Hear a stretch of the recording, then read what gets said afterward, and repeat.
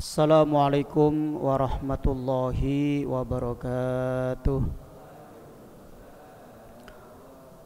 Alhamdulillahirabbil alamin. Wassalatu wassalamu ala asyrafil anbiya'i wal mursalin sayyidina wa maulana Muhammadin wa ala alihi wa ashabihi wa man tabi'ahum bi ihsanin ila yaumiddin, amma ba'd. Bapak-bapak, ibu-ibu yang saya muliakan, alhamdulillah pagi hari ini kita senantiasa mendapatkan kenikmatan dari Allah Subhanahu wa taala, nikmat Islam, nikmat iman, sehat walafiat, sehingga kita bisa menjalankan kewajiban kita sebagai seorang hamba untuk menjalankan perintah-perintah Allah, wabil khusus perintah sholat subuh. Alhamdulillah pagi hari ini kita laksanakan, kita jalankan dengan berjamaah. Mudah-mudahan kita selalu mendapatkan hidayah taufik dari Allah untuk selalu istiqomah dalam berjamaah. Amin amin ya rabbal alamin. Dua kalinya salawat serta salam kita aturkan kepada junjungan Nabi besar Muhammad sallallahu alaihi wasallam. Mudah-mudahan di hari kiamat nanti kita mendapatkan syafaat dari beliau. Amin amin ya rabbal alamin. Bapak-bapak, ibu-ibu yang saya muliakan, pagi ini kita akan belajar bersama hadis yang ke-8 dalam kitab Al-Arba'in An-Nawawiyah. Bismillahirrahmanirrahim. Al-haditsus tsaminu, adapun hadis yang ke-8. Ani ibni Umar radhiyallahu taala anhuma, dari sahabat Ibnu Umar, berarti putranya Umar bin Khattab, namanya Abdullah radhiyallahu anhuma. Anhuma ini kembali kepada Abdullah dan Umar. Kalau yang meriwayatkan Umar saja berarti radhiyallahu anhu. Kalau yang meriwayatkan dua orang berarti anhuma. Kalau banyak berarti anhum. Anna Rasulullah sallallahu alaihi wasallam, sesungguhnya Rasulullah sallallahu alaihi wasallam, qala, bersabda siapa Rasulullah sallallahu alaihi wasallam, umirtu, saya diperintah, an uqatilan nasa, untuk, nah ini uqatil ini kalau secara bahasa diartikan membunuh. An uqatilan nasa, saya diperintah untuk membunuh manusia. Lah, hadis ini bagi orang pemula belajar Islam kemudian diberi hadis ini, maka yang timbul di dalam hatinya adalah ingin membunuh manusia. Makanya hadis ini banyak sekali kalangan-kalangan yang salah faham dalam memahami atau memaknai hadis ini. Bahkan yang kita khawatirkan adalah hadis ini dijadikan sebagai landasan atau sebagai dasar untuk melakukan tindak terorisme terhadap orang-orang non-muslim. Ini yang kita khawatirkan. Karena di sini bahasanya Rasulullah menyampaikan saya diperintah untuk membunuh manusia. Secara bahasa, menurut bahasa tadi uqatil itu berarti kan membunuh. Tetapi sebenarnya maksud dalam hadis ini apa? Umirtu, saya diperintahkan, an uqatilan nasa, untuk memerangi manusia. Perlu kita ketahui bagaimana Rasulullah ketika mendapatkan perintah dari Allah untuk menyebarkan agama Islam, terutama ketika di Mekah, pertama kali di Mekah, banyak sekali rintangan-rintangan, halangan-halangan yang dihadapi oleh Rasulullah, dari Abu Jahal, Abu Lahab, Khalid, bahkan Umar yang meriwayatkan beberapa hadis pada waktu itu sebelum masuk Islam. Beliau sangat luar biasa, sangat ditakuti oleh sahabat Nabi karena Umar itu sangat gagah, sangat kuat. Ketika dia belum masuk Islam, benar-benar menentang apa yang diajarkan oleh Rasulullah sallallahu alaihi wasallam. An uqatilan nasa, ini memerangi. Jadi di dalam zamannya Kanjeng Nabi ada orang yang menghalang-halangi ajaran Rasulullah, benci dengan Rasulullah, benci dengan ajaran yang diajarkan oleh Rasulullah, menghalang-halangi. Bukan hanya satu, bahkan satu keluarga, istrinya, anaknya, suaminya. Tabat yada abi lahabi wa tab. Nah, ini semuanya satu keluarga menghalang-halangi Rasulullah. Ada orang yang berjuang dengan Rasulullah, hartanya diberikan kepada Rasulullah, semuanya yang dimiliki diberikan kepada Rasulullah. Siapa? Siti Khadijah, Abu Bakar, ada yang model seperti itu. Ada yang berjuang kepada Rasulullah tapi tidak mengikuti ajaran Rasulullah, yaitu Abu Thalib. Oleh karena itu di dalam hadis ini orang-orang yang menghalangi dakwah Rasulullah maka harus dibunuh, menghalang-halangi. Oleh karena itu jamaah yang saya muliakan, ada yang mengartikan lebih halus lagi an uqatilan nas ini, bukan menghalang-halangi, tetapi ada yang menafsirkan atau ada yang mengartikan lebih halus lagi, saya diperintahkan untuk menyebarkan agama Islam. Uqatil ini dijelaskan, diartikan menyebarkan agama Islam. Siapa yang menyebarkan agama Islam? Termasuk saya, panjenengan. Kita menasihati orang yang tidak paham atau belum paham terkait dengan agama Islam, kita beri pemahaman, kita beri informasi terkait dengan agama Islam. Seandainya tetangga kita ini non muslim, tanya tentang Islam, Islam itu sebenarnya apa, kita jelaskan Islam itu seperti ini. Tetapi setiap mereka tanya, mereka ini belum mau masuk Islam, apakah tetangga kita ini kita bunuh? Tidak. Lah ini orang ini kalau tidak memahami hadis ini, pasti yang terjadi adalah, wah tetangga saya ini saya ajari Islam, sudah tanya berkali-kali, tetapi kok tidak mau masuk Islam, ya sudah kita bunuh saja. Dasarnya apa? Umirtu an uqatilan nasalah. Inilah yang sangat berbahaya itu di situ. Padahal hadis ini tidak seperti itu. Hatta yasyhadu alla ilaha illallah, sampai mereka mengucapkan tasyahud, mereka mengucapkan syahadat, mengucapkan syahadat la ilaha illallah Muhammadur Rasulullah. Oleh karena itu jamaah yang saya muliakan, jangan sampai ketika kita ini belajar Islam, bahkan seandainya ada orang yang belum memahami teks Arab, ini jangan sampai belajar sendiri, diartikan sendiri, lihat kamus, kemudian dia menentukan hukum sendiri. Ini yang sangat berbahaya. Sehingga ada kitab namanya Kaifa Nata'amal Ma'as Sunnah, bagaimana kita interaksi dengan sunnah, dengan hadis Rasulullah Sallallahu Alaihi Wasallam. Caranya bagaimana? Kita fahami hadis itu. Kita cari di dalam hadis-hadis yang lain.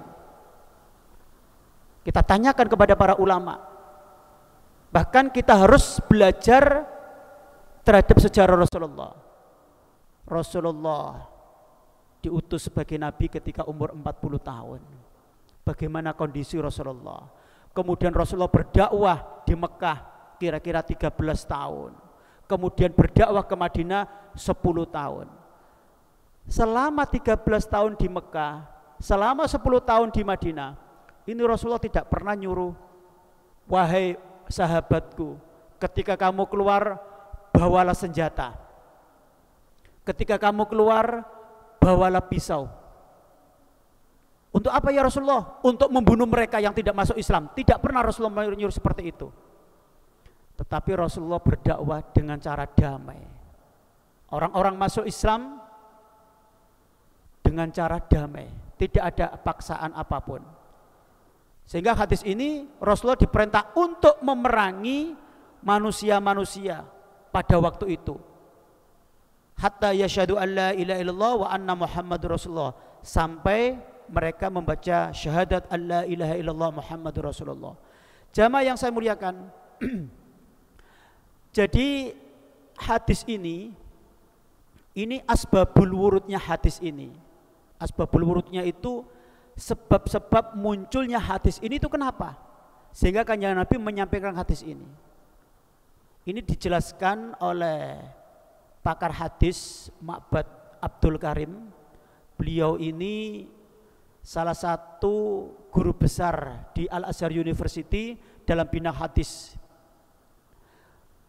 Beliau menjelaskan di dalam mengutip dari kitab tafsir Ibnu Katsir, bahwa ketika orang-orang muslim di Madinah mendapatkan ujian, mendapatkan cobaan yang sangat luar biasa, berupa apa?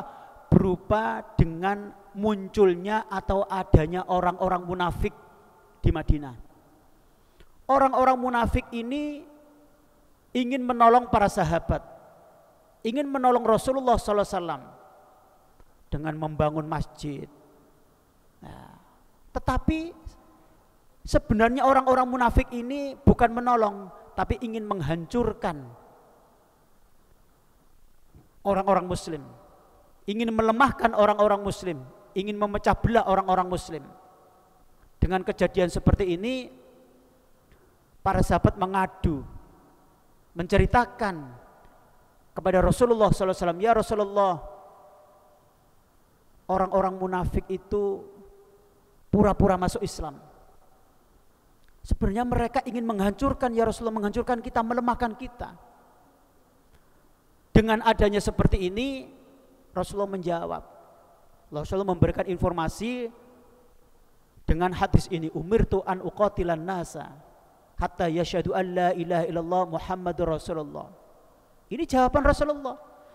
Jadi dengan jawaban ini seakan-akan Rasulullah ingin menyampaikan bahwa bagaimana saya membunuh mereka sementara mereka mengucapkan syahadat asyhadu an la ilaha illallah Muhammadur Rasulullah wa anna Muhammadur Rasulullah. Barang siapa yang membaca asyhadu an la ilaha illallah wa anna Muhammadur Rasulullah, maka aku tidak layak untuk membunuh mereka.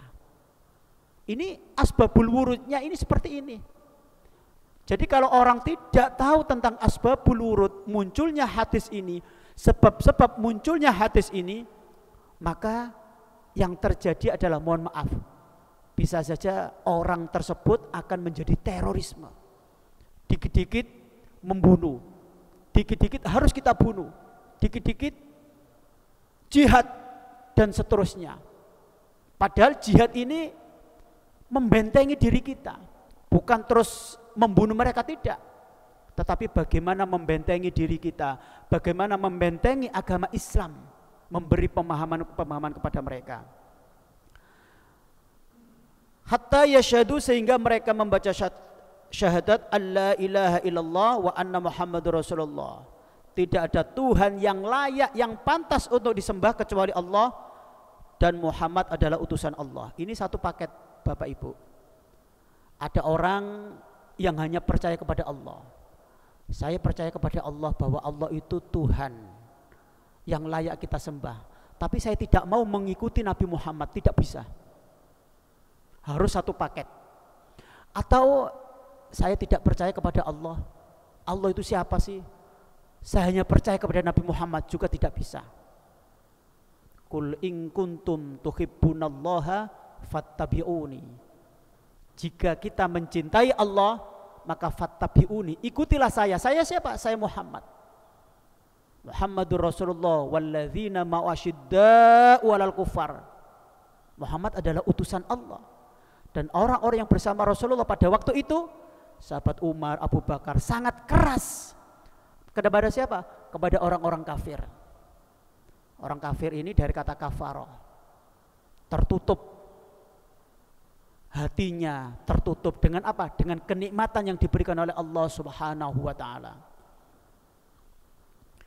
Hatta yashhadu an la ilaha illallah wa anna Muhammadur Rasulullah wa yuqimus sholata, dan mendirikan sholat.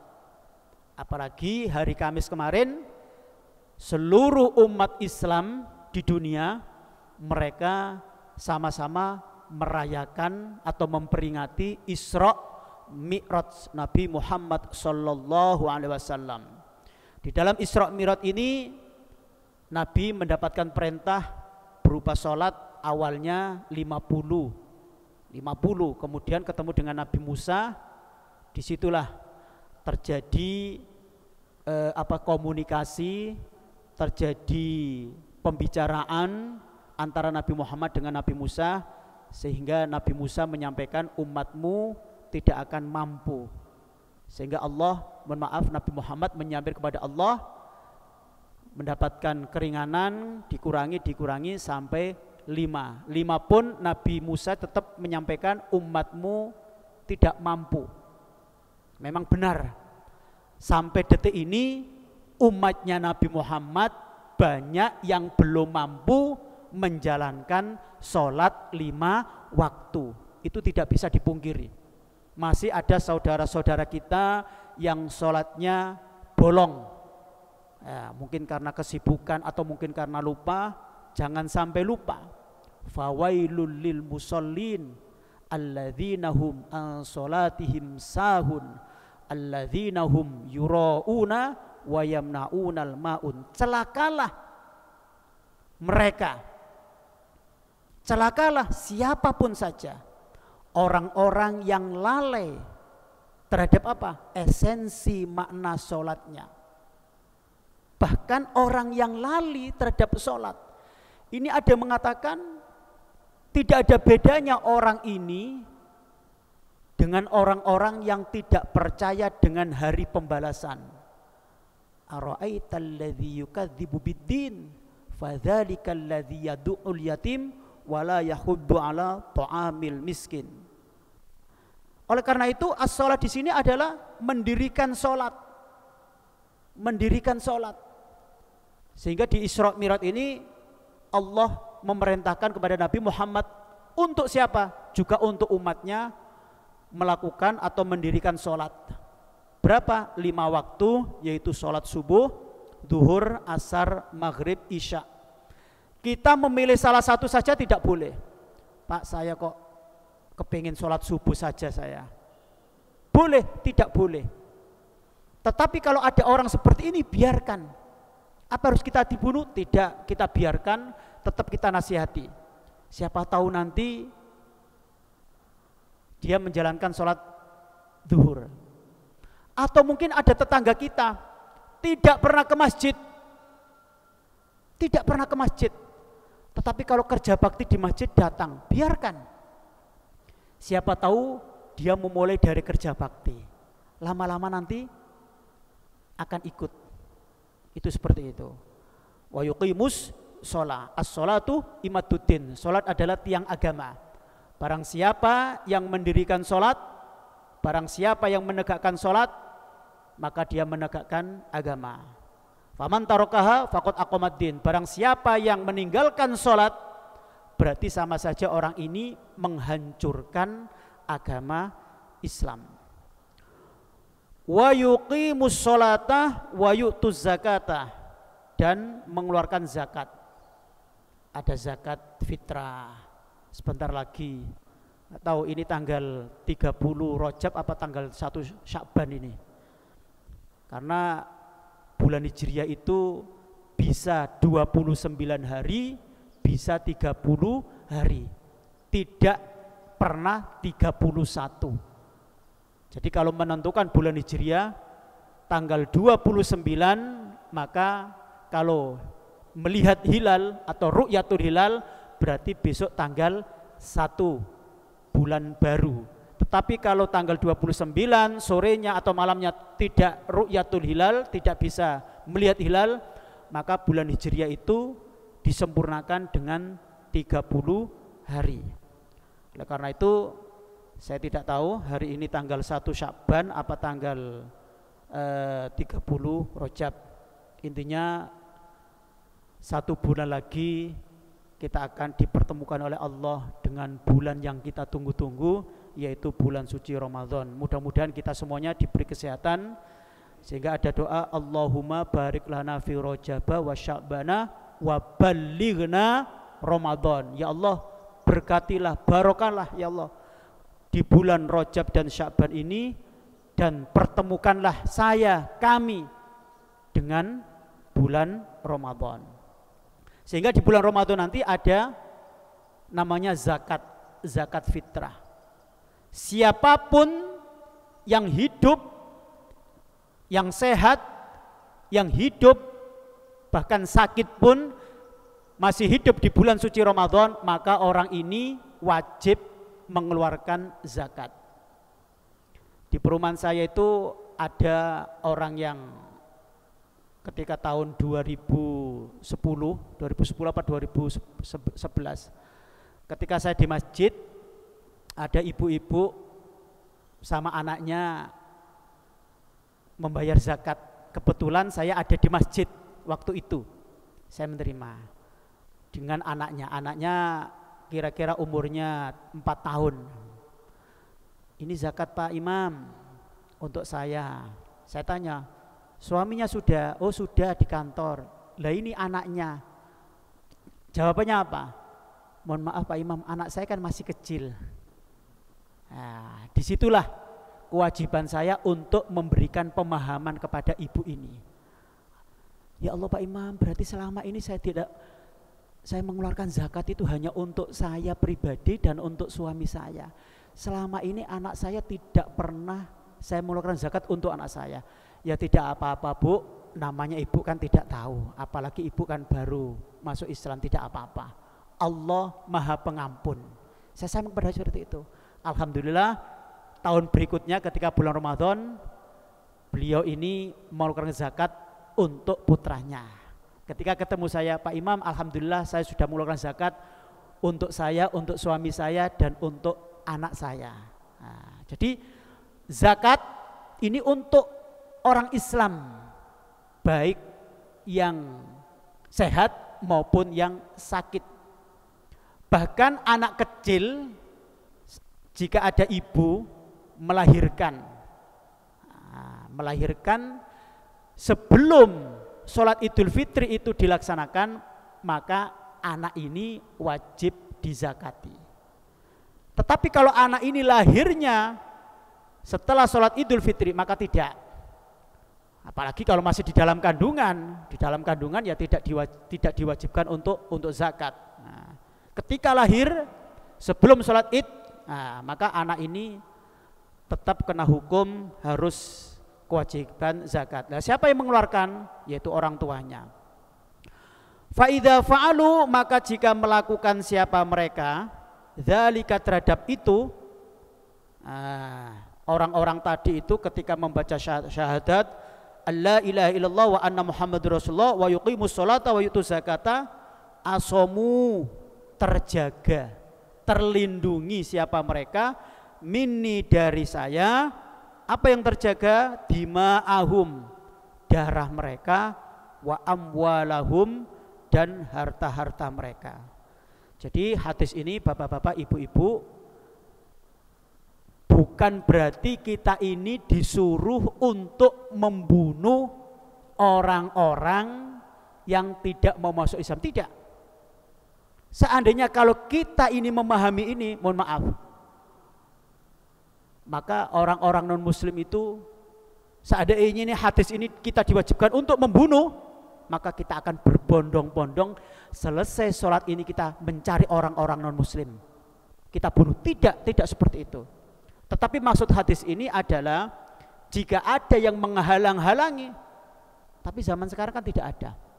Hadis ini karena dulu zamannya Kanjeng Nabi itu seperti itu, menghadapi orang-orang munafik yang disampaikan oleh para sahabat tadi itu, sehingga Kanjeng Nabi menyampaikan bagaimana saya membunuh mereka sementara mereka mengucapkan syahadat la ilaha illallah wa anna muhammadur rasulullah.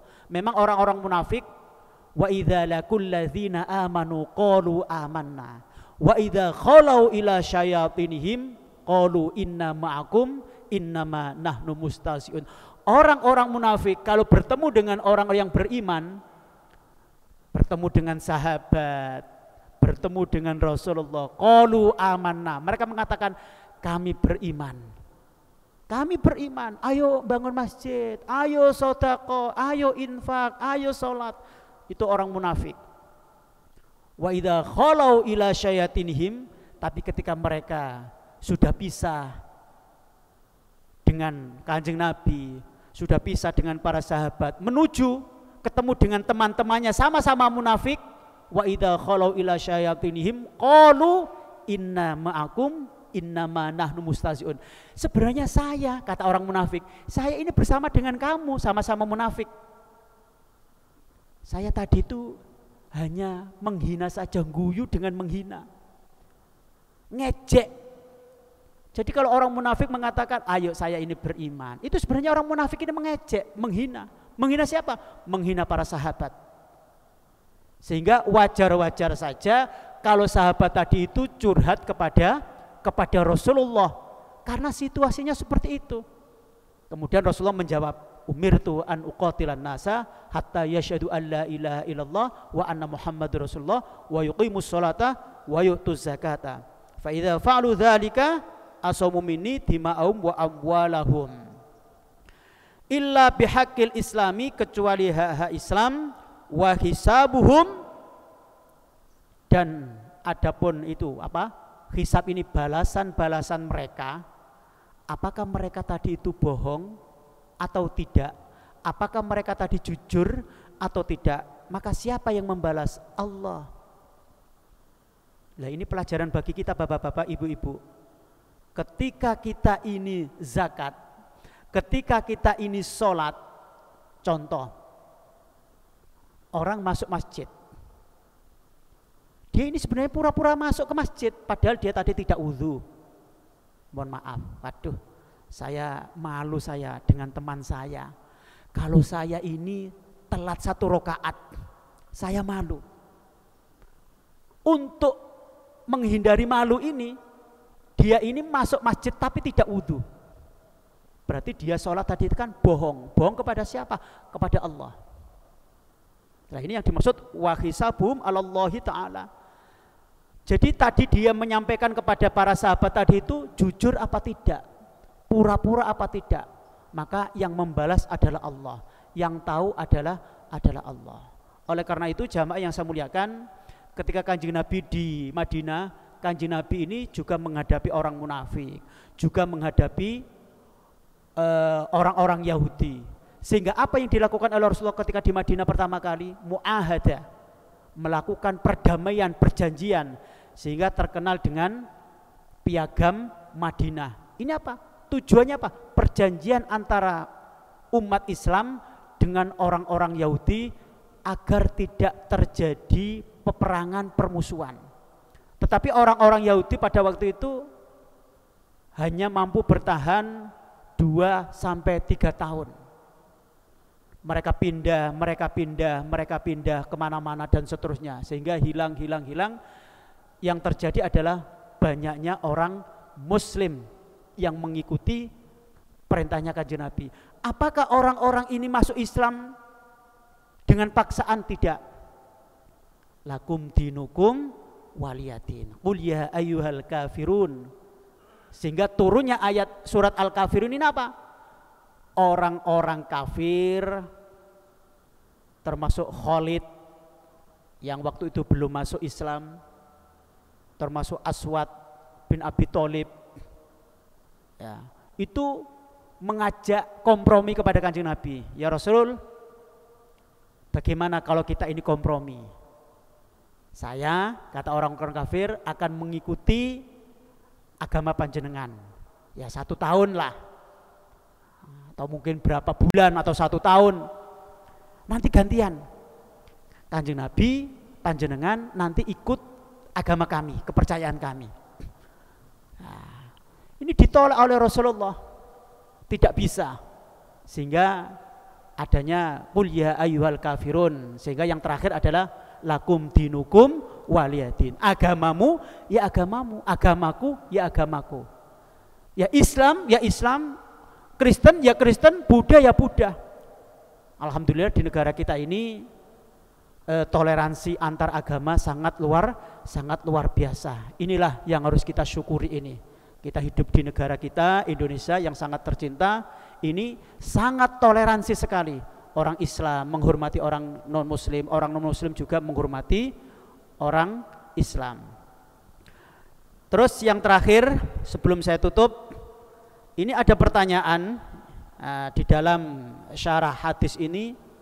Kenapa dalam hadis ini Rasulullah hanya menyebutkan 3, yaitu sholat, zakat, dan syahadat, sementara haji tidak disebutkan, terus puasa juga tidak disebutkan.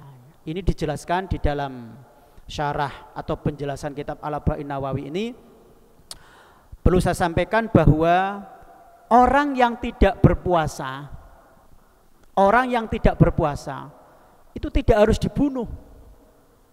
Orang yang tidak berpuasa itu tidak harus dibunuh. Tetapi di dalam kitab ini bal yahbisu, dipenjara, ya kan? Atau dinasihati dan seterusnya. Begitu juga dengan haji. Bagaimana kalau orang yang tidak haji? Haji itu kan bisa ditunda. Nah, seandainya ini orang yang tidak haji terus kemudian mengikuti uqatilan nas, ya banyak sekali, maka yang terjadi adalah kerancuan. Oleh karena itu, jika ada orang yang tidak berangkat haji, ya tidak apa-apa. Contohnya seumpama saya sudah daftar, dipanggil oleh Allah melalui pemerintah Indonesia untuk berangkat tahun ini contohnya. Tetapi karena saya tidak bisa, mungkin ada urusan yang tidak bisa ditinggalkan, apakah saya boleh? Boleh, dengan catatan memang itu benar-benar udzur syar'i. Udzur syar'i, contoh mungkin seandainya orang tua kita meninggal, ya kita dapat panggilan dari pemerintah Indonesia untuk berangkat tahun ini, terus ada keluarga kita yang meninggal dan kita tidak bisa menyerahkan keluarga ini ke orang lain, boleh kita mengajukan surat kepada pemerintah Indonesia bahwa saya tidak bisa berangkat tahun ini. Ini yang dijelaskan di dalam hadis ini. Wa hajju alat tarahi, jadi haji itu boleh ditunda. Tetapi jangan sampai kita menunda haji kalau tidak ada alasan udzur syar'i. Jangan sampai, kecuali kalau benar-benar ada udzur syar'i, maka kita diperbolehkan untuk menunda haji. Mungkin hanya ini yang bisa saya sampaikan terkait dengan hadis yang ke-8. Jadi saya ulangi lagi, hadis ini memberikan penjelasan kepada kita bahwa Rasulullah diperintahkan oleh Allah untuk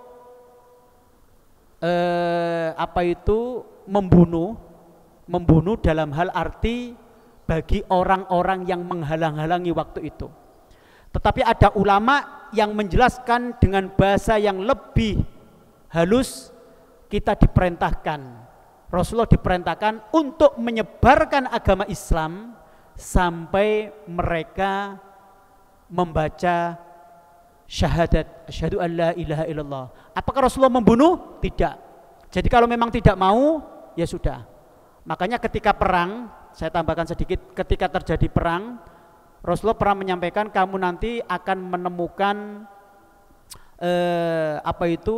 orang-orang di gereja. Biarkan mereka. Kamu nanti kalau perang akan menemukan orang-orang tua yang lemah, biarkan mereka. Kamu nanti akan perang, kamu akan menemukan, menjumpai anak-anak kecil, biarkan mereka. Apakah Rasul menyampaikan, kamu nanti kalau perang di sana ada orang di gereja, bunuh? Tidak. Kamu kalau nanti perang ada orang tua, kamu bunuh? Tidak. Intinya apa? Islam disebarkan oleh Rasulullah ini dengan cara damai, bukan dengan cara kekerasan, tidak. Lah inilah yang difahami oleh orang-orang yang tidak suka dengan Islam. Mereka mengatakan bahwa Islam ini disebarkan, diajarkan dengan cara kekerasan, dengan cara melalui membunuh. Itu tidak. Oleh karena itu tugas kita adalah memberikan pemahaman kepada orang-orang awam yang belum paham terkait dengan hadis ini. Mudah-mudahan pertemuan di pagi hari ini memberikan tambahan kita terkait dengan pemahaman hadis yang disampaikan oleh Rasulullah Sallallahu Alaihi Wasallam. Mudah-mudahan bermanfaat bagi kita. Amin amin ya rabbal alamin. Barangkali ada pertanyaan. Mboten wonten? Kalau tidak ada, kita cukupkan dengan doa bismillahirrahmanirrahim. Allahumma sholli ala sayyidina Muhammad wa ala ali sayyidina Muhammad walhamdulillahirabbil alamin.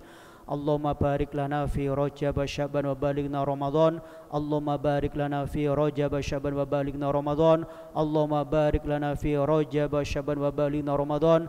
Allahumma ighfir lana wa liwalidina warhamhuma kama rabbayana shighara wa li jami' masyayikhina wa li jami'il asatidz wa asatidatina wa li jami' auladina wa dzurriyyatina wa talamidina wa li jami'il muslimin wal muslimat wal mu'minin wal mu'minat al ahya'i minhum wal amwat.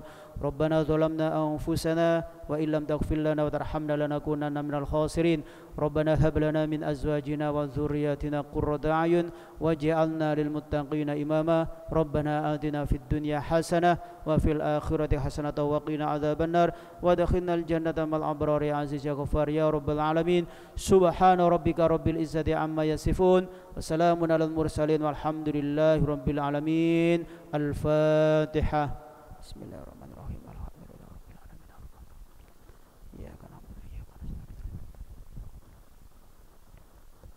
Kurang lebihnya mohon maaf. Akhirul kalam. Wassalamualaikum warahmatullahi wabarakatuh.